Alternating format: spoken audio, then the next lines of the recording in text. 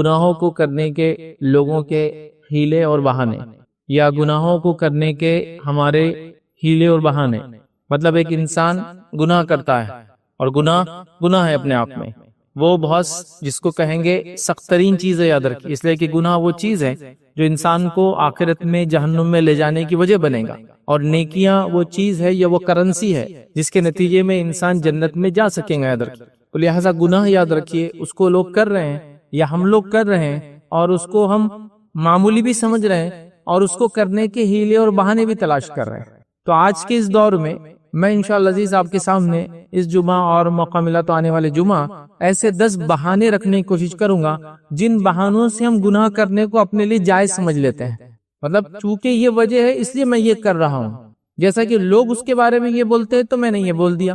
یہ بات تو میں اس کے منہ پہ بھی بول سکتا ہوں جو اس کے پیٹھ کے پیچھے بول رہا ہوں، تو مطلب دیکھیے پیٹھ کے پیچھے بات کرنا غیبت ہوئی، لیکن دلیل کیا ہے؟ یہ تو منہ پہ بول سکتا ہوں، تو منہ پہ بولنے کے بہانے کے نتیجے میں پیٹھ کے پیچھے بات کر رہا ہوں۔ لوگ چونکہ اس کے بارے میں بول رہے ہیں تو میں اس لیے بول رہا ہوں، تو لوگوں کا بولنا بہانہ بن گیا میرے بولنے کے لیے، یا پھر اللہ رب العزت تو بڑا معاف کرنے والا اور رحم کرنے والا ہے تو لہٰذا میں گناہ کرتا چلا جاؤں گا، چونکہ اللہ کا کام ہے معاف کرتا چلا جانا اور میرا کام ہے گناہ کرتے چلے جانا۔ تو لہٰذا ہم نے گناہ کرنے کے لیے ہیلے اور بہانے تلاش کر لیے۔ گناہ کرنا اپنے آپ میں یہ خود ایک بہت برا عمل ہے، یاد رکھیے، اور اس پر پھر بہانے تلاش کرنا، اور بہانے تو دور، بہانوں سے بڑھ کر اب ہم ڈٹ کر دلائل بھی دے رہے ہیں کہ ایسا ہونا تو ایسا کرنا ہی پڑے گا نا، اب سب کما رہے تو مجھے بھی تو ایسا کمانا ہی پڑے گا نا، مطلب اب تو دوسروں کے گناہ میرے لیے دلیل بھی بن گئے۔ ایک تو ہوتا بہانہ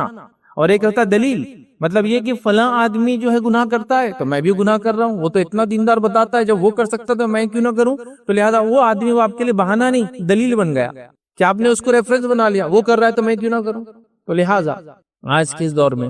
ہم نے بہت سارے گناہوں کو جو شریعت کی نگاہ میں بڑے گناہ ہیں، سنگین جرم ہے، بہت ہی جس کو کہیں گے برا کام ہے، لیکن ان تمام کو ہم نے بہانے بنا کر کرنا ایک اپنا معمول بنا لیا، یا اس کو ہم نے یہ سمجھا کہ جائز ہے، بلکہ اس سے آگے بڑھ کر میں کہہ رہا ہوں اس کو ہم نے دلیل بنا لیا دوسروں کے گناہوں کو یا ان بہانوں کو کہ میں بھی یہ گناہ کر سکتا ہوں، چونکہ میرے پاس اس کا ریفرنس اور دلیل یہ ہے کہ ایسا ہو رہا ہے ادھر۔ تو لہٰذا ہمیں اس معاملے میں بہت بچنا چاہیے، اس لیے کہ اللہ کے رسول صلی اللہ علیہ وسلم نے اس معاملے میں ہم کو بڑی نصیحت کی، اور آئیے اللہ کے رسول صلی اللہ علیہ وسلم نے ایک بڑی بہترین مثال دی، یاد رکھیے، اور مثال دے کر یاد رکھیے ہم کو سمجھانے کی کوشش گناہ کیا کرتے ہیں۔ اللہ کے رسول صلی اللہ علیہ وسلم حدیث سے فرماتے اور کہتے ہیں، حدیث کے الفاظ دیکھیے، اس طرح سے آپ نے فرمایا، تم ان گناہوں سے بچو جن کو لوگ معمولی سمجھتے ہیں۔ آپ کیا فرما رہے؟ تم ان گناہوں سے بچو جس کو لوگ معمولی سمجھتے ہیں، یاد رکھیے، کیونکہ معمولی سمجھے گئے گناہوں کی مثال ایسی ہے، ایسے لوگوں کی مانند ہے جو دوران سفر کسی وادی کے درمیان ہے۔ اب اس حدیث کے آگے کے الفاظ میں اپنے الفاظ میں رکھتا ہوں سمجھنے کے لیے، لمبی حدیث، تو نبی کریم صلی اللہ علیہ وسلم فرما رہے معمولی سمجھے جانے والے گناہوں سے بچو، اس لیے کہ معمولی سمجھ کر کیے جانے والے گناہوں کی مثال ایسی ہے کہ کچھ لوگ سفر پہ نکلے ہیں اور ایک وادی میں رکے اور کھانا بنانے کا پلان کر رہے ہیں، لہٰذا ہر آدمی جا کر صرف ایک ایک تنکا چن کر لاتا ہے، لیکن جب ایک ایک تنکا جمع ہو جاتا ہے تو ایک بڑی آگ لگ جاتی ہے۔ کیا فرما رہے ہیں آپ؟ گناہوں کی مثال دے رہے ہیں کہ گناہوں کی مثال ایسی ہے کہ وادی میں کسی نے کھانا بنانے کو اپنے آپ کو روکا، سفر میں قافلہ ساتھ میں، قافلے کا ہر آدمی جاتا ہے، ایک ایک تنکا لاتا ہے، ایک ایک لکڑی لاتا ہے، ایک ایک سوکھی ٹہنی لاتا ہے، لیکن جب وہ ساری سوکھی ٹہنی اور لکڑیاں ایک جگہ جمع ہو جاتی ہے تو ایک بڑی آگ لگ جاتی ہے۔ تو گناہوں کی مثال ایسی ہے، وہ ایک ایک چھوٹی چنگاری کی جیسے، جب وہ آ کر چنگاریاں جمع ہوتی جائیں گی تو ایک بڑی آگ لگ جائیں گی، یاد رکھیے۔ تو لہٰذا گناہوں کے معاملے میں ہمیں بہت بچنے کی ضرورت ہے، جس کو ہم معمولی سمجھ رہے، یاد رکھیے، اور نبی اکرم صلی اللہ علیہ وسلم نے اس حدیث میں اس بات کو ہم کو سمجھایا بھی، یاد رکھیے۔ آپ نے فرمایا کہا، بے شک گناہوں کو معمولی سمجھنے والا جب پکڑا جاتا ہے تو اس کو جو ہے وہ ہلاک کر دیتی ہے۔ بے شک گناہوں کو معمولی سمجھ کے کرنے والا انسان جب پکڑا جاتا ہے تو یہ گناہ اس کو ہلاک کر دیتے، یاد رکھیے۔ اور گناہوں کا معاملہ ایسے ہی، یاد رکھیے، وہ چھوٹے ہوتے ہیں، دھیرے کر کے جمع ہوتے ہیں، انسان ان کو ایک کے بعد ایک کرتا چلا جاتا ہے اور وہ پھر بڑی ایک شکل لے لیتے، یاد رکھیے، جس کی کئی مثالیں بہرحال دی جا سکتی ہے کیسے بڑھتے ہیں۔ ایک چھوٹی سی مثال ہے، کہانی کی شکل میں لوگ سناتے ہیں کہ ایک شخص تھا، اس کو ایک مرتبہ بادشاہ کے لوگ آئے اور اس کو پکڑ کے لے جانے لگے، تو اس نے کہا کہ مجھے اپنے ماں سے ایک بات کرنا ہے، اور اس کی جب ماں کو لایا گیا تو کہا کان میں بات کرنا ہے، سنا اور دیکھا ہوں گا آپ نے۔ پھر جب اس کی ماں قریب آتی تو اس کا کان کاٹ لیتا ہو، تو وہ جو پکڑنے والے لوگ رہتے بولتے ہیں ایسا کیسا ظالم انسان ہے، اپنی ماں کا کان کاٹ لیا، فلاں فلاں فلاں۔ تو جب اس سے پوچھتے کہ ایسا کیوں کیا، تو وہ کہتا جب میں نے پہلی بار چوری کی تھی اور چوری کر کے فلاں چیز گھر لایا تھا، میری ماں نے مجھے روکا نہیں اس سے، پھر میں چوری کرتا چلا گیا، میں چوری کرتا چلا گیا، حتیٰ کہ اب بادشاہ کے لوگ آگے اور مجھے گرفتار کر کے لے جانے لگے۔ تو چھوٹی چھوٹی چیزیں یاد رکھیے، سمجھ میں نہیں آتی، جمع ہوتی جاتی ہے، اور اکاؤنٹ ایک زمانہ آتا ہے لبریز ہو جاتا ہے، پھر انسان پچھتاتا ہے، جو اللہ کے رسول صلی اللہ علیہ وسلم نے اس حدیث کے اندر ہی بیان کیا۔ آئیے ایک اور حدیث میں اللہ کے رسول صلی اللہ علیہ وسلم یوں فرماتے ہیں، اور عائشہ سے اللہ کے رسول خطاب کر رہے ہیں، اور خطاب کرتے ہوئے یہ کہتے ہیں، اے عائشہ، معمولی سمجھے جانے والے گناہوں سے بچنا۔ کیوں بچنا؟ گناہوں سے بچنا کیونکہ اللہ کے ہاں ان کا بھی مواخذہ ہوگا، اللہ کے یہاں ان کے بارے میں بھی تم سے سوال ہوگا، پکڑ ہوگی، مواخذہ ہوگا، حساب و کتاب ہونے والا ہے۔ تو عائشہ، معمولی سمجھے جانے والے گناہوں سے بھی بچنا، تو یہ بڑی اہم چیز ہے، یاد رکھیے۔ اور کئی صحابہ کے اقوال اس سے موجود ہے کہ وہ گناہوں کو بڑا سخت ترین سمجھتے تھے۔ انس بن مالک رضی اللہ عنہ کا ایک مشہور قول ہے، وہ فرماتے تھے کہ تابعین سے فرماتے تھے، جن گناہوں کو تم آج بال سے زیادہ، مطلب اس کو کہیں گے ایک دم بالکل معمولی سمجھ کے، اس کا مفہوم یہ کہ جن گناہوں کو تم آج معمولی سمجھ کے کرتے ہو، نبی اکرم صلی اللہ علیہ وسلم کے زمانے میں یہ گناہ ہمارے لیے پہاڑ جیسے محال ہوتا ہے کہ ہم یہ کریں، جن گناہوں کو تم کر رہے ہو۔ اسی طرح جو ایک قول بڑا مشہور عبداللہ ابن مسعود رضی اللہ عنہ قول، جو صحیح بخاری کے اندر یہ قول آپ کا نقل کیا گیا، فرماتے اور کہتے ہیں، مومن اپنے گناہوں کو ایسا محسوس کرتا ہے جیسے کہ وہ کسی پہاڑ کے نیچے بیٹھا ہوا ہو اور ڈرتا ہو کہ کہیں اس کے اوپر نہ گر جائے۔ مومن کے لیے اس کے گناہوں کی مثال ایسی ہے کہ وہ پہاڑ کے نیچے بیٹھا ہے اور ڈرتا ہو کہ کب اوپر سے پہاڑ گر نہ جائے، تو اس کے گناہ گر نہ جائے۔ اور ایک فاسق اور فاجر کے لیے اس کے گناہ ایسے ہوتے ہیں جیسے کہ ایک مکھی بیٹھی ہے، وہ اس کو یوں کر کے اڑا دیتا ہے۔ مطلب ایک مومن گناہوں کو بہت بڑا سمجھتا ہے اور ہمیشہ ڈرتا ہے کہیں ان گناہوں سے مجھے بڑا نقصان نہ ہو جائے، اور ایک فاسق اور فاجر کا معاملہ ہے، وہ گناہوں کو مکھی جیسا سمجھتا ہے کہ یوں اڑا دوں گا اور وہ ختم ہو جائیں گے، لیکن گناہوں کی مثال ایسی نہیں ہے۔ اللہ کے رسول کی حدیث سے ہم دیکھ چکے، معمولی سمجھ کر کیے جانے والے گناہوں کا مواخذہ ہونے والا ہے، یہ گناہ سے انسان اللہ کی پکڑ ہونے والی ہے، اور یہ چھوٹے چھوٹا گناہ مل کر اللہ کے رسول نے مثال دے دی، ایک بڑی آگ جیسے لگ جاتے ہیں، یاد رکھیں۔ تو لہٰذا ہم کوشش کریں کہ ہم ہر قسم کے گناہوں سے بچیں، چاہے چھوٹے ہو چاہے بڑے ہو، چاہے ہمارے سماج میں معمولی سمجھے جاتے ہو یا نہ سمجھے جاتے ہو، شریعت کی نگاہ میں اگر وہ غلط ہے، گناہ ہے، تو ہم اسے بچنا چاہیے۔ صحابہ کو تو دیکھا گیا، تابعین تبع تابعین کو، وہ اخلاقی برائیوں سے بھی بچتے تھے جو چھوٹی چھوٹی انسان سمجھ جاتے کہ یہ بھی ہم سے سرزد نہ ہو، چونکہ اس سے ہو سکتا ہے دوسروں کو تکلیف ہو۔ تو بہرحال ہمیں یاد رکھنا چاہیے، آئیے پہلا وہ گناہ یا پہلا وہ بہانہ جو گناہ کرنے کے لیے ہمارے لیے بہانہ بنتا ہے، یا پہلی وہ وجہ جس کو ہم نے گناہ کرنے کے لیے بہانہ بنا دیا ہے، وجہ یاد رکھے، جو سب سے مشہور وجہ ہے وہ یہ یاد رکھے، جو ہے گناہ پر گناہ کرتے جانا اور یہ کہنا کہ اللہ غفور الرحیم ہے۔ پہلی وجہ گناہ کرنے کی، پہلا بڑا بہانہ گناہ کرنے کا آج جو ہم بناتے ہوئے یہ ہے کہ گناہ پر گناہ کرتے چلے جانا اور یہ کہنا کہ اللہ رب العزت تو غفور الرحیم ہے، معاف کرنے والا ہے، رحم کرنے والا ہے، توبہ قبول کرنے والا ہے۔ اور وہ سارے واقعات جو اللہ رب العزت نے جن لوگوں کی سچی توبہ قبول کی، جس میں وہ پہلے بڑے گناہگار تھے، ان واقعات کو لے کے دلیل بنانا کہ یہ واقعات جو توبہ اور استغفار کے تھے انہوں نے کی، اللہ نے معاف کیا، یہ ہمارے لیے لائسنس ٹو سن ہے، گناہ کرنے کی دلیل ہے۔ دیکھو فلاں آدمی 99 قتل کیے تھے، اللہ نے اس کو معاف کر دیا، ابھی تو میرے سے ایک بھی قتل نہیں ہوا، صرف گالی دے رہا ہوں، صرف دھوکہ دے رہا ہوں، سود کھا رہا ہوں، تکلیف پہنچا رہا ہوں، 99 قتل کے برابر تھوڑی ہوا ہے۔ تو لہٰذا دوسروں کے واقعات جس میں اللہ نے وہ گناہگار تھے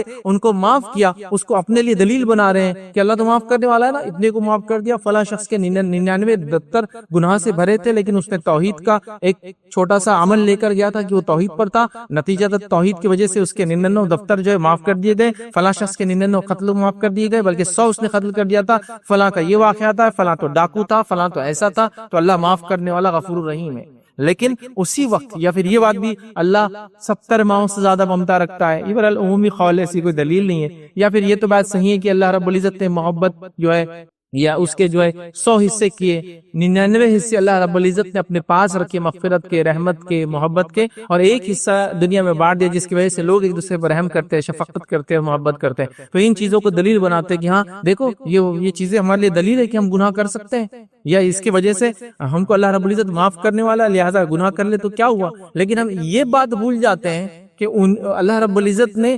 قرآن میں اور نبی اکرم صلی اللہ علیہ وسلم احادیث میں اللہ رب العزت کی دوسری صفتیں بھی تو بتائیے، جہاں غفور ہے، رحیم ہے، ستار ہے، ڈھانکنے والا ہے، گناہوں کو ہمارے معاف کرنے والا، ودود ہے، محبت کرنے والا ہے، لیکن دوسری صفتیں بھی تو بتائی، دوسری باتیں بھی تو آئی، جیسا قرآن میں اللہ رب العزت نے سورہ ہجر آیت نمبر جو 49 اور 50 میں جو ہے 49 اور 50 میں کہا اور فرمایا، نبی عبادی انی انا الغفور الرحیم، اللہ فرماتا اور کہتا ہے میرے بندوں کو خبر دو کہ میں بہت ہی بخشنے والا اور بڑا مہربان ہوں۔ پھر آگے فرمایا وَأَنَّ عَذَابِي هُوَ الْعَذَابُ الْأَلِيمُ، اور یقیناً میرا عذاب بڑا دردناک عذاب ہے۔ ایک ہی آیت میں ایک ہی ساتھ دونوں باتیں آ رہی کہ میرے بندوں کو بتا دو کہ میں بڑا معاف کرنے والا اور رحم کرنے والا ہوں، لیکن میرا عذاب بڑا دردناک عذاب ہے۔ دونوں باتیں آ گئی، مطلب اللہ گناہوں کو معاف کرتا ہے جو جانے انجانے میں ہو جاتے ہیں، جو لرزشیں، خطائیں، گناہیں چاہے بڑے ہو چھوٹے ہو، لیکن بندہ اگر نادم ہو جاتا ہے، سچی توبہ کرتا ہے، بندوں کا معاملہ ہو تو اس کو لوٹا دیتا ہے اور اس کے بعد گناہ کو دہراتا نہیں تو اللہ معاف کرنے والا ہے۔ لیکن اس کا ہرگز معنی نہیں ہے کہ ہم توبہ کو اور استغفار کو ایک مذاق بنا لے، ہر بار گناہ کرے اور کہے کہ گناہ کی معافی کا ذریعہ، لہٰذا توبہ اور استغفار گناہ کرنے کی دعوت ہے۔ اگر توبہ استغفار تو گناہ کی معافی کا طریقہ ہے نا، تو ہم اس کو گناہ کرنے کی دعوت سمجھ رہے ہیں، تو لہٰذا اللہ رب العزت یہ بھی تو بیان فرمایا۔ اسی طرح اگر قرآن کا ہم اور مطالعہ کریں تو کسی جگہ یہ آیت بھی آتی ان بطش ربک لشدید، کہ بے شک تیرے رب کی پکڑ بڑی سخت پکڑ ہے۔ یا یہ آیت بھی ہمارے سامنے گزرتی، اللہ فرماتا ہے واللہ عزیز ذو انتقام، کہ اللہ رب العزت جو ہے غالب ہے اور بدلہ لینے والا ہے۔ اللہ غالب بھی ہے اور بدلہ لینے والا بھی ہے، تو ان آیتوں کو ہم جو ہے بھول جاتے، یاد رکھیں۔ تو لہٰذا اس بات کو سمجھنا بے حد ضروری، یاد رکھیں، یہ بڑی اہم چیز ہے، یاد رکھیں۔ تو ہم جہاں غفور الرحیم کی بات کرتے ہیں تو وہاں یہ چیز بھی جو ہے یاد رکھیں کہ اللہ کی پکڑ مضبوط ہے، اللہ بدلہ لیتا ہے، اللہ گھات لگا کر بیٹھتا ہے، یاد رکھیں گناہ گار لوگوں کے خلاف، یاد رکھیں یہ سب آیتیں بھی تو موجود ہے نا۔ تو لہٰذا ہم غفور الرحیم کی تو بات کر رہے ہیں، ان باتوں کو بھول جا رہے ہیں۔ تو لہٰذا گناہ کرنے کے لیے ہم نے اللہ رب العزت کی معاف کرنے کی صفت، توبہ قبول کرنے کی صفت، گناہوں کو ڈھانکنے کی صفت، بندوں سے محبت کرنے کی صفت کو دلیل نہیں بنانا چاہیے گناہ کرنے کے لیے، بلکہ جو گناہ ہو جاتے ہیں اللہ رب العزت اس کو معاف کر دیتا ہے جب بندہ نادم ہو کر سچی توبہ کرتا ہے۔ اور سچی توبہ کی علامت یہ کہ دوبارہ وہ گناہ نہیں کرے گا۔ لیکن کیا بندے سے گناہ نہیں ہوں گے؟ پھر کوئی دوسرا گناہ کرے گا، پھر رب سے توبہ کرے گا، رب معاف کر دے گا، پھر کوئی گناہ ہوگا، پھر رب سے توبہ کرے گا، رب معاف کر دیں گا۔ بلکہ ایک روایت میں یہ الفاظ ہے کہ بندہ گناہ کرتا چلا جاتا ہے، ایک ہی گناہ نہیں کر رہا ہے، الگ الگ گناہ کر رہا ہے، توبہ کرتا چلا جاتا ہے، رب اس کو معاف کرتا ہے، چونکہ غلطی ہوتی ہے اس سے پھر معافی مانگ لیتا ہے۔ معنی یہ نہیں کہ وہ ایک ہی غلطی کر رہا ہے کہ اور پھر معافی مانگ رہا ہے، غلطی ہوتی ہے معافی مانگتا ہے، لیکن انسان ہے، پھر دوسری غلطی ہوتی ہے پھر معافی مانگتا ہے، پھر تیسری خطا اور گناہ ہوتے پھر معافی مانگتا ہے، پھر چوتھا ہوتا ہے نا، جیسا کہ انسان شرابی تھا، شراب چھوڑ دیا تو کیا دوسرے گناہ نہیں ہوں گے؟ پھر وہ اس سے توبہ کرے گا، وہ اس کے بعد پھر کوئی گناہ ہوں گے، پھر اس سے توبہ کرے گا، کرتا رہے گا، یاد رکھیں۔ تو لہٰذا یہ بڑی اہم چیز ہے۔ تو لہٰذا ہم جہاں یہ کریں کہ اللہ معاف کرنے والا ہے تو ان باتوں کو بھی یاد رکھے جو اللہ رب العزت نے قرآن میں فرمایا کہ اس کی پکڑ بڑی سخت ہے، ہاں وہ گھات لگائے بیٹھا ہے، وہ بدلہ لینے والا ہے، روز جزا کا وہ مالک ہے، اس دن انصاف ہونے والا ہے۔ ان تمام چیزوں کو بھی ہم ذہن میں رکھیں۔ آئیے نبی کرم صلی اللہ علیہ وسلم کی حدیث ہم سنتے ہیں، حدیث قدسی ہے، اللہ کے رسول صلی اللہ علیہ وسلم فرماتے اور کہتے ہیں، اللہ رب العزت فرماتا ہے کہ مجھے میرے عزت کی قسم ہے اپنے کسی بندے پر 2 خوف اور 2 امن میں ایک ساتھ شامل نہیں کروں گا، مطلب 2 خوف اور 2 امن کو میں اکٹھا نہیں کروں گا۔ جو میرا بندہ دنیا میں خوف سے رہا تو آخرت میں اس کو امن دوں گا، اور جو میرا بندہ دنیا میں امن میں رہا، مطلب میرے عذاب سے ڈرا نہیں، گناہ کرتا رہا، امن میں رہا، تو آخرت میں اس کو خوف کا مزہ چکھاؤں گا۔ تو 2 خوف اور 2 امن اللہ فرما رہا میں ایک بندے پہ جمع نہیں کروں گا، مطلب دنیا میں خوف سے زندگی گزارا اللہ کی، آخرت میں امن میں رہیں گا۔ دنیا میں اللہ کا کوئی خوف نہیں رکھا، یہاں امن میں رہا تو آخرت میں خوف میں رہیں گا۔ تو 2 خوف اور 2 امن جمع نہیں ہوں گے۔ تو لہٰذا ہم کسی بھی گناہ کو معمولی سمجھ کے بہانہ بنا کر کرنے کی کوشش نہ کریں۔ آئیے دوسری چیز یاد رکھیے، جو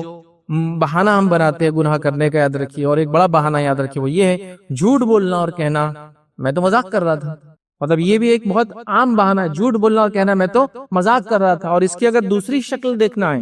ایک نیکسٹ لیول کی شکل دیکھنا ہے، تو وہ شکل وہ ہے کہ جھوٹ بولنے کے لیے اسٹیجز سجائے جا رہے ہیں، جھوٹ بولنے کے لیے اسٹیجز سجائے جا رہے ہیں، جس پہ لوگ آتے ہیں، آپ کو جھوٹ بولتے ہیں اور آپ جھوٹ کو سنتے ہیں اور آپ لوگ ہنستے ہیں۔ ٹرینڈ چل رہا ہے، لوگ اس کو سن رہے ہیں، لوگ اس کو پسند کرتے ہیں، لوگ چاہتے ہیں کہ مجھے موقع ملے میں بھی جا کے وہاں یہ کروں، اور وہاں جھوٹ بولا جا رہا ہے، لوگوں کو ہنسایا جا رہا ہے۔ تو جھوٹ بولنا اور کہنا میں مذاق کر رہا تھا، یہاں اس کے لیے ایک سسٹم بنایا جا رہا ہے جو آج کل سٹینڈ اپ کامیڈیز کے نام سے اور مختلف چیزیں یاد رکھیں. آپ کسی کو ہنسا سکتے ہیں, شریعت کسی کو ہنسانے کے خلاف نہیں ہے. شریعت کبھی کبھار ہنسنے, ہنسانا, مسکرانا, نبی اکرم صلی اللہ علیہ وسلم مسکرائے بھی, آپ ہنسے بھی, آپ خیخے لگا کر نہیں ہنستے تھے لیکن آپ مسکراتے تھے, تبسم جس کو بولتے ہیں, اور آپ ہنستے بھی تھے. یاد رکھیے اللہ کے رسول صلی اللہ علیہ وسلم کے سامنے ہنسایا بھی آپ کو گیا, مطلب آپ کے سامنے کچھ جوکس پیش کیے گئے, جوک ان دا سینس کی وہ سب ایسی چیزیں تھی جو سننے میں بھی بری نہیں, جھوٹ بھی شامل نہیں, کوئی غلط بات بھی نہیں. نبی اکرم صلی اللہ علیہ وسلم مسکرا رہے ہیں, صحابہ بھی مسکرا رہے ہیں. زیادہ سے زیادہ اللہ کے رسول جب مسکراتے تو آپ کی کبھی کبھار پیچھے کی داڑیں نظر آتی, مطلب منہ زیادہ کھلتا, ورنہ عموماً آپ ایسا ہنستے کہ صرف دانت مبارک نظر آتے, ہونٹ کھل جاتے, اس کو بولتے تبسم بولتے, صرف ہنسنا, مسکرانا, قہقہے لگانا آپ نہیں کرتے. اور کبھی زیادہ ہو گیا تو منہ آپ کا کھلا دیکھا گیا. تو اسلام اس سے منع نہیں کرتا, لیکن یہاں جھوٹ بول کر مذاق کرنا اور ایک پورا سسٹم بن گیا.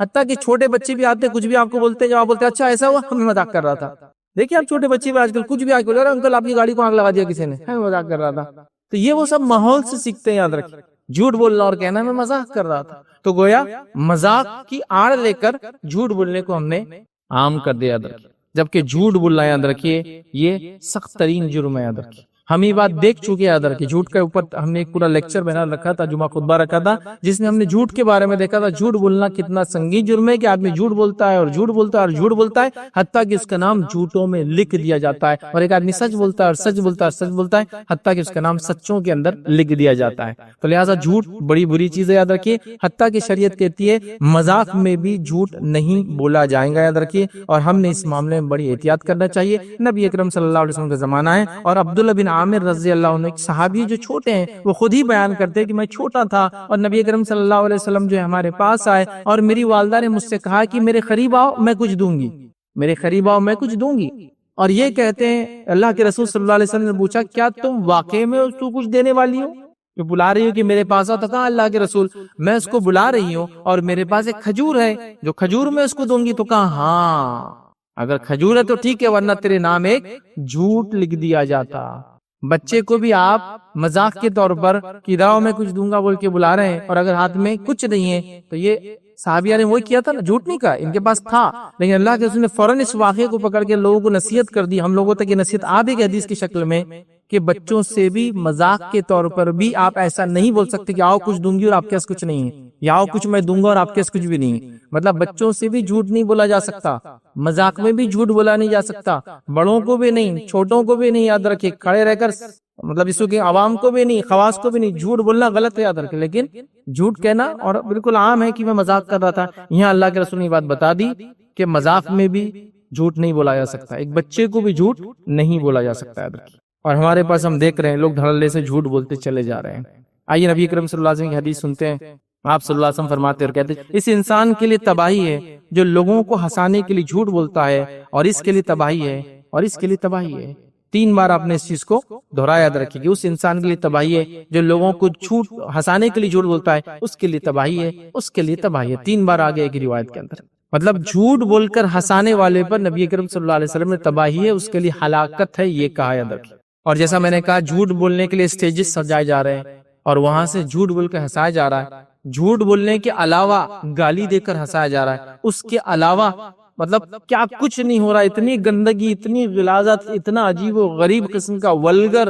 اور سیکشوالٹی اس کے اندر, ان کنٹینٹ کے اندر. یاد رکھیے, اور لوگ خوش بھی ہو رہے ہیں اور دیکھ بھی رہے ہیں. اور یہ بات تو میں آپ سے کہہ سکتا ہوں, آپ نہیں سمجھتے تو کبھی انجانے میں نہیں سمجھتے ہوں گے, لیکن تھوڑا غور کر کے دیکھیے. کچھ گالیوں کو سننا تو ہمارے پاس عام ہو گیا ہے. ہم بول رہے یہ تو اسٹیج پہ بولی جا سکتی ہے, سب سن رہے, بڑے بھی سن رہے, چھوٹے بھی سن رہے, چونکہ وہ اسٹیج پہ لوگ کھڑے کہ وہ گالیاں دے رہے ہیں, اور وہ کامنلی چونکہ اتنی روانی میں دیتے ہیں, چند 4 اچھی باتوں میں ایک کہ آپ بولتے اب یہ تو اتنا تو لیگل ہے, مطلب چلتا ہے. وہ گالیاں کامنلی ہم سن رہے ہیں کہ جو پہلے بہت برا مانا جاتا, اچھا آج بھی بچہ بولے تو برا ہی مانا جائے گا اس کو, لیکن سننے میں کوئی مسئلہ نہیں. دیکھیے آپ غور کیجیے, ابھی نہیں سمجھ رہے تو جو آپ ریلز دیکھ رہے ہیں اور شارٹس دیکھ رہے ہیں, ذرا غور کیجیے اس میں جو گالیاں آ رہے ہیں, تو ہم نے اس کو لیگل مان لیا کہ اتنی گالیاں تو سنی جا سکتی ہے. ہو سکتا ہے اور 1-2 سال بعد اتنی گالیاں دینا ہی بولیں گے, جان دو اتنا تو اب جانے دو, اب کیا ہے ماحول میں ہو گیا ہے. تو یہ سب چیزیں ہو رہی ہے, تو جھوٹ بول کر ہنسانا جائز نہیں ہے. آپ کسی حقیقی واقعے کو بیان کریں, آپ کوئی ایسا ایکشن کر لے جس سے لوگ خوش ہو جائے اور ہنس لے, شریعت منع نہیں کرتی. مطلب اسلام کو روکھا دین نہیں ہے. اس میں میرا پورا ایک لیکچر ہے, 2 لیکچر ہے بلکہ, ایک ہے اسلام میں ہنسی کے آداب اور ایک لیکچر ہے اسلام میں مذاق کے آداب. ہنسی مطلب خود کا ہنسنا، مذاق مطلب کسی کو ہنسانا.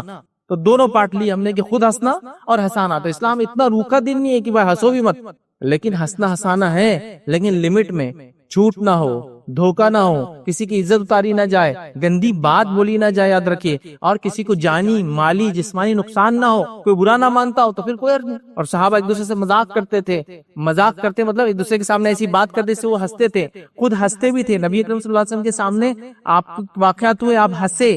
آپ نے لوگوں سے مذاق بھی کیا کبھی کبھار، یاد رکھیے، لیکن اس میں کوئی جھوٹ شامل نہیں تھا، کوئی غلط بات شامل نہیں تھی، ساری باتیں سچ تھی. یاد رکھیے ساری باتیں سچ تھی. ایک شخص سے اور کہ اللہ کے رسول مجھے ایک اونٹ چاہیے، تو آپ نے کہا اونٹ کا بچہ دوں گا. اس کے بعد اس نے کہا ٹھیک ہے دے دیجئے بچہ. بعد میں اللہ کے رسول سے مسکرایا اور کہا ہر اونٹ اونٹ کا بچہ ہی رہتا، بڑا اونٹ بھی تو اونٹ کا بچہ ہے. نہ جھوٹ تھا نہ کوئی بری بات تھی، سب کو اچھا لگا کہ ہاں یہ ایسا ہوا. ایک صحابی رسول تھے جنہوں نے اللہ کے رسول صلی اللہ علیہ وسلم ہنسایا بھی. یاد رکھیے وہ ایک مرتبہ نبی اکرم صلی اللہ علیہ وسلم کی مجلس میں آئے اور ایک ایسے پھل لے کر آئے کہ جو پھل وہاں کے نہیں تھے، بڑے نفیس مہنگے پھل تھے جو شام وغیرہ سے آتے تھے. آئے اور نبی اکرم صلی اللہ علیہ وسلم کو پیش کیے اور کہا اللہ کے رسول صلی اللہ علیہ وسلم یہ پھل آپ کھائیے. جب نبی اکرم صلی اللہ علیہ وسلم نے وہ پھل کھا لیے اور پھل کھا کے آپ فارغ ہوئے تو وہ پھل کا مالک آیا ادھر سے، یہ وہ بیچنے والا ہے، اور کہا اللہ کے رسول اس کا بل، اس کے پیسے. تو آپ سے ہم کہا کہ تم نے تو مجھے یہ ہدیتاً لا کے دیے تھے. تو کہا اللہ کے رسول پھل مجھے بازار میں دکھے، سب سے اچھے پھل تھے اور آپ ہی لائق تھے کہ اس کو کھائے، مجھے لگا آپ کو دینا چاہیے. پیسے میرے پاس نہیں تھے، لیکن پیسے آپ دے دیجئے، پھل لیکن آپ ڈیزرو کرتے تھے کہ آپ کھائے. اللہ کے رسول مسکرائے، صحابہ مسکرائے کہ پھل بھی لا لیے، تحفہ بھی دے دیے اور پیسے بھی اللہ کے رسول کو پے کرنا پڑے. تو یہاں دیکھیے نہ کوئی جھوٹ شامل تھا، نہ انہوں نے کوئی بکواس بکی، نہ انہوں نے کچھ یہ کہا وہ کہا، سمپل ایک چیز تھی. سب ہنس پڑے کہ یار کیسا انسان ہے، مطلب جو کی ہوا نا آپ سب مسکرائے نا ان کی اس حرکت پر، لیکن کسی کو کوئی نقصان نہیں ہوا. صحابہ تھے آپس سے مذاق کرتے، روایت میں آتا تربوز یا پھل ہوتا اس کے چھلکے کبھی کبھار کوئی گردن پہ مارتا اور دوسرا اس سے مسکراتا. اس لیے میں نے کہا کہ جان مال عزت نہ ہو، اس کا مقام دیکھا جائے جس سے مذاق کیا جا رہا ہے، یہ ساری چیزیں یاد رکھیں. اگر یہ سب ہو تو پھر جائز ہے. اب کوئی ان واقعات کو لے کے کسی عام انسان کو سڑک پہ چھلکے مار کے بولے یہ تو صحابہ کی سنت ہے چھلکے مارنا، غلط ہے. نہ وہ آپ کی پہچان کا ہے، عمر دیکھی جائیں گی، مقام دیکھا جائے گا، پبلکلی کو پسند نہیں کریں گے اس سے مذاق کیا جائے. آپس میں دو دوست مذاق کر سکتے ہیں لیکن عوام میں نہیں پسند کریں گے. ساری چیزیں ہوتی ہیں اور صحابہ میں یہ ساری چیزیں تھی. یاد رکھیں اس حد تک تھی کہ کچھ صحابہ ہے کچھ کھانے کو بنا رہے، دوسرے صحابی آتے تھے کسی مستحق کو پاتے تھے اٹھا کر وہ کھانا اس کو دیتے تھے. یہ آتے تھے کہتے رہے ہانڈی تو ابھی رکھی تھی میں نے کھانے کے لیے، کہا ہے وہ کہتے میں نے فلاں تھا اس کو دے دیتے. یہ مسکراتے اور کہتے چلو اللہ خیر کرے، اللہ تم کو جزائے خیر، اچھا کیا تم نے، چلو. تو وہ حالانکہ اسے مال گیا لیکن ظاہر سی بات ہے وہ صحابہ مالی طور سے اتنے سٹیبل ہوں گے کہ ان کے لیے کوئی مسئلہ نہیں کہ پھر سے بنا لینا. ان دوسرے صحابہ جس نے دیا ان کا بھی ایک مقام ہوگا. تو دیکھیے ایک چیز ہوتی ہے یاد رکھیے، تو اس چیز کا لحاظ تو آپ ہنس سکتے ہیں، ہنسا سکتے ہیں، جھوٹ نہیں ہوگا، دھوکہ نہیں ہوگا، برے الفاظ نہیں ہوں گے، جانی مالی نقصان نہیں ہوگا، کچھ نہیں ہوگا، تو کوئی اس میں حرج نہیں. پھر یاد رکھیں تو لہٰذا جھوٹ بولنا اور کہنا مذاق کر رہا تھا تو مذاق کو بہانہ بنا کر جھوٹ بولنا یہ کبھی بھی جو ہے جائز نہیں. یاد رکھیں. آئیے نبی اکرم صلی اللہ علیہ وسلم کیا فرماتے ہیں، حدیث کے الفاظ اس طرح سے یاد رکھیں. آپ نے فرمایا اور کہا کہ آدمی کوئی جملہ بولتا ہے جس میں وہ کوئی حرج نہیں سمجھتا. آدمی کو ایک جملہ ایک سینٹنس بولتا ہے جس میں وہ کوئی حرج نہیں سمجھتا، اور لیکن اس کی وجہ سے 70 سال کی مسافت تک جہنم میں جا گرتا ہے. ایک آدمی ایک جملہ اپنے منہ سے بولتا ہے، اس میں کوئی برائی وہ سمجھتا نہیں، تو کچھ بھی ایسا نہیں اس میں، لیکن اس ایک جملے کی وجہ سے جہنم میں 70 سال کی مسافت تک چلا جاتا ہے. مطلب جہنم کے گہرائی میں چلا جاتا ہے صرف ایک جملے کی وجہ سے. اور کئی اس مفہوم کی روایتیں آتی ہیں کہ ایک آدمی بنا سوچے سمجھے ایک جملہ بول دیتا ہے اور اللہ تعالیٰ اس کو اس جملے سے پکڑ کر کے جہنم میں ڈال دیتا ہے. اور کبھی کبھار ایک آدمی بنا سوچے سمجھے ایک جملہ بول دیتا ہے، اللہ کو اتنا پسند آتا ہے کہ اللہ اس کو جنت میں ڈال دیتا ہے. دین کے لیے ایک حق جملہ بول دیا، ظالم بادشاہ کے سامنے کھڑے کے ایک جملہ بول دیا، حق کے لیے گواہی دے دی ایک جملے کی شکل میں، جنت چلا گیا. اور ایک جملہ بول دیا جہنم میں چلا گیا. اب یہاں کئی جملے چالو ہیں، بہت عجیب و غریب. میں سمجھتا ہوں آپ کو فرشتوں کے تعلق سے ایمانیات پہ ہم نے دیکھا تھا فرشتوں کا مذاق اڑانا کفر ہے. تو دین کے کچھ ایسے پارٹ سے یاد رکھیں، ایسی چیزیں جس کا آپ جوکنگلی بھی کچھ نہیں بول سکتے، مطلب اس کے اندر کوئی ایسے الفاظ آپ ادا نہیں کر سکتے جس میں اللہ، رسول، انبیاء جن کو کہیں گے، کتابیں، فرشتے ہیں، یاد رکھیے ان کے بارے میں کچھ بولا جائے. روز قیامت کی بات ہے کچھ کہا جا رہا، بالکل نہیں. یاد رکھیے بہت سخت جرم ہے، یاد رکھیے. لیکن ہم دیکھ رہے ہیں میں مذاق کر رہا تھا، میں تو مذاق کر رہا تھا. مذاق کی ایک لمٹ ہوتی ہے، تو لہذا مذاق کے نام پہ اس طرح سے کرنا یہ درست نہیں. ایک دوسری روایت کے اندر الفاظ دیکھیے اس طرح سے آپ نے فرمایا کہا ایک انسان بلا سوچے سمجھے اور بغیر غور و فکر کیے اللہ کو ناراضگی کا کوئی ایسا جملہ بک دیتا ہے، زبان سے نکال دیتا ہے کہ اللہ اس کے لیے قیامت تک کے لیے اپنی ناراضگی کو لکھ دیتا ہے. ایک جملہ بندہ کسی کے بارے میں یا کچھ بول دیتا ہے اللہ کو بغیر سوچے سمجھے، اس کو لگتا ہے معمولی ہے، لیکن اللہ کو اتنا ناپسند آتا ہے کہ قیامت تک کے لیے اللہ اس سے ناراض ہوتا ہے، اور اللہ جس سے ناراض ہے اس کی مغفرت نہیں ہوتی، بات یاد رکھ لیجیے۔ تو ہم بالکل بھی جھوٹ بول کر یہ بہانہ نہ بنائے کہ وہ مذاق کر رہا تھا۔ تیسرا بہانہ جو گناہ کرنے کا آج کے زمانے میں ہمارے پاس ہے وہ یہ ہے غیبت کرنا اور یہ بولنا، یہ بات تو میں منہ پہ بول سکتا ہوں، اس کی غیبت کرنا اور یہ کہنا یہ بات تو منہ پہ بول سکتا ہوں۔ تو میں یہاں کہوں گا جو بات تم منہ پہ بول سکتے ہو تو صرف منہ پہ ہی بولو، پیچھے مت بولو۔ جو آپ بہانہ بنا رہے ہیں کہ یہ بات تو میں منہ پہ بول سکتا ہوں تو بس منہ پہ ہی بولو،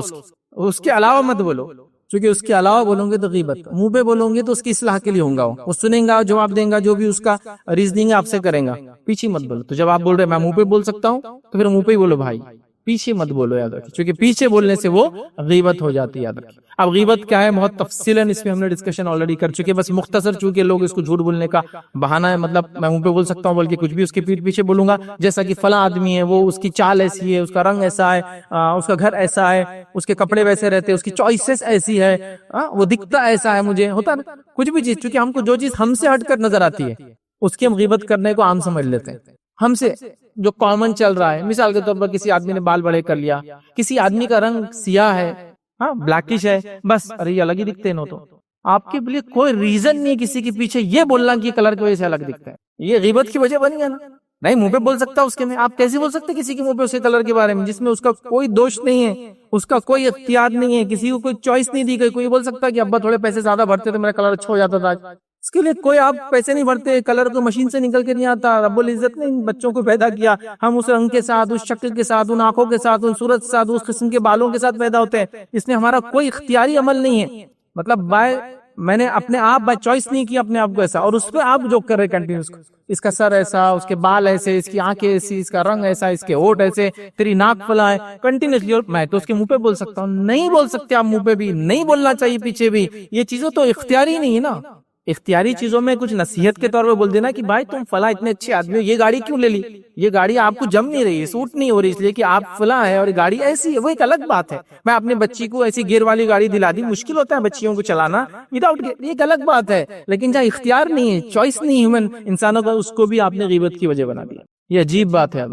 یہ بڑی عجیب بات۔ نبی اکرم صلی اللہ علیہ وسلم نے سوال کیا کہ غیبت کیا ہے، تو آپ نے کہا اپنے بھائی کا ایسا ذکر کر اس کے پیٹھ پیچھے کہ اس کے سامنے کرے تو اس کو برا لگے۔ تو سوال آیا کہ پھر وہ چیز اس میں ہے جو ہم بول رہے ہیں، مطلب اپنے بھائی کے بارے میں ایسی بات کر جو اس کے سامنے کرے، اور پیٹھ پیچھے ایسی بات کر کے اس کے سامنے کرے تو اسے برا لگے۔ تو سوال آیا یہ تو اس میں ہے، ہم جو بات کرے ڈسکشن کرے ہے، تو کہا اس میں اگر ہے وہ بات اور تم اس کے پیٹھ پیچھے کر رہے ہو جو کہ اس کے سامنے کرو تو برا لگے گا، اور وہ بات اس میں ہے تو یہی تو غیبت ہے۔ اگر وہ بات ہے ہی نہیں اس میں اور تم نے کہی تو پھر تو بہتان ہے، الزام ہو گیا نا، پھر تو وہ تو الزام، کیونکہ غیبت یاد رکھیے جب پیٹھ پیچھے کوئی بات کہی جاتی ہے جو اسے موجود ہے سامنے کی جائے تو برا لگے، غیبت ہے۔ اور اگر اس لیے کی جائے کہ دو لوگوں میں جھگڑا ہو جائے تو اس کو بولتے چغلی، اور اگر اس میں بات نہیں اور آپ نے کی تو اس کو بولتے بہتان۔ تو ایک ہی چیز ہے اور اس کے تین الگ الگ گناہ ہیں، چغلی، غیبت اور بہتان، یا غیبت، چغلی اور بہتان، یاد رکھیں۔ تو غیبت بات کرنا ہے، چغلی اس سے بڑا جرم ہے اس لیے کہ اس میں لڑانے کی نیت سے آپ غیبت کرتے ہیں، اور بہتان اس میں بیچارے وہی نہیں وہ چیز، آپ اس کے بارے میں بک رہے ہیں، بول رہے ہیں۔ اور ہمارے پاس یہ کامن ہو چکا ہے، کتنے بار ہم لوگ اس پہ لیکچر لے چکے ہیں، بار بار ہے، ہر شخص، ہر ادارہ، ہر شخصیت، ہر جماعت، ہر تنظیم، ہر فرد اس کو کسی نہ کسی بہانے سے جائز اپنے اوپر کر ہی لیتا ہے کہ میرے لیے تو جائز یہ کہ میں اس کو کر سکتا ہوں کہ ایسی غیبت میرے لیے درست، یاد رکھیں۔ اور غیبت کر رہے اور کیا کر رہے ہیں، میں تو اس کے منہ پر ہی بول سکتا ہوں، تو منہ پر ہی بولو، پیچھے مت بولو، اس لیے کہ جو چیز منہ پر نہیں بول سکتے تو پیچھے بول کے گناہ مت لو۔ غیبت بہت بڑا جرم ہے، کتنا بڑا جرم ہے ہم جانتے ہیں، جہنم میں لوگوں کے جانے کی یہ وجہ بننے والا، یاد رکھیں۔ اس کے بعد بھی ہم دھڑلے سے غیبت کیے چلے جا رہے ہیں، اور غیبت عام ہوتی چلی جا رہی ہے، یاد رکھیں، اتنی زیادہ کسی کو انتہا نہیں، بلکہ میں تو کبھی کبھار اپنے لیکچرز میں کہتا ہوں یہ چورن بن چکی ہے، یہ اچار کی جگہ لے چکی ہے۔ جیسے کھانا کھاتے وقت آپ کو کھائے نہیں جا رہا تو آپ کیا کرتے، تھوڑا سا اچار چورن ڈالتے، اس سے کیا ہوتا ہے، ٹیسٹ بڑھ جاتا ہے کھانے کا، تو زیادہ کھانا کھایا جاتا ہے یا کھایا جاتا ہے اگر نہیں کھایا جا رہا، تو یہ وہ مقام لے چکی ہے۔ مجلس میں آؤ، جب دو ہے تو تیسرے کے بارے میں بات کرو، تین ہو گئے تو چوتھے کے بارے میں بات کرو، چار ہو گئے تو پانچویں کے بارے میں بات کرو، اور کنٹینیوسلی یہ سیشنز ہر جگہ چل رہے ہیں، یاد رکھیے، اور یہ سب کی مرغوب غذا ہوگی، مطلب پسندیدہ فوڈ بن گیا، یاد رکھیے، غیبت کرنا، جبکہ بہت بڑا سین ہے، اسلامکلی اس کو کرنا بہت بڑا جرم ہے۔ لیکن اللہ رحم کرے ہم کرتے چلے جا رہے ہیں. اور میں یہ کہہ رہا ہوں اس بات کو آپ غور سے سنیں, ہمارے معاملات کی جو جھگڑے اور بگاڑ کی ایک اہم وجہ سماج میں آج جو ہے وہ غیبت ہی. یاد رکھیے, میں نے کسی کے بارے میں کچھ کر دیا, بعد میں اس کو پتا چلا, اس نے میرا کانٹریکٹ چھین لیا, اس نے مجھے نوکری سے نکال دیا, اس نے بدلے کی نیت سے میرے خلاف کام کرنا شروع کیا, یہ غیبت کے نتیجے میں اس نے فلاں کیا, اس نے پھر مجھ پہ جادو کرنا شروع کیا, اس نے یہ کیا, یہاں سے شروع ہوا. غیبت نندا جس کو بولتے ہیں, پیٹھ پیچھے بات کرنا, یہ ریزن بنتا ہے کئی فتنے اور فساد کا ہر سماج میں, چاہے مسلم ہو یا نہ ہو, اس سے کوئی فرق نہیں پڑتا ہے. کیونکہ یہ چیز انسانیت کے لیے بری ہے, اس لیے شریعت نے اس کو حرام قرار دیا. تو ہمیں تو چاہیے کہ ہم دوسروں کی غیبت بھی نہ کریں,